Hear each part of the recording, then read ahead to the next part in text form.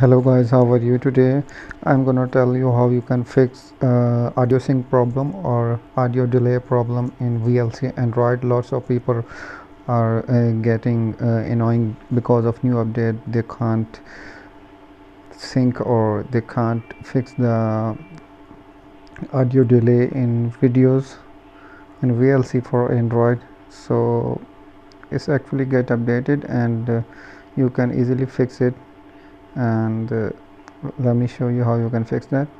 First open up the video, that's the video, and now you have to press this button in very left corner, this button where you can see audio and subtitles, and now you have to click this arrow, little arrow on right, audio.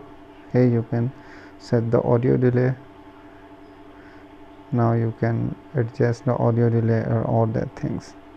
You can apply that to all videos, or you can apply to specific videos also, or you can also apply this to specific audio source like Bluetooth or wired headphone. Okay, peace for now.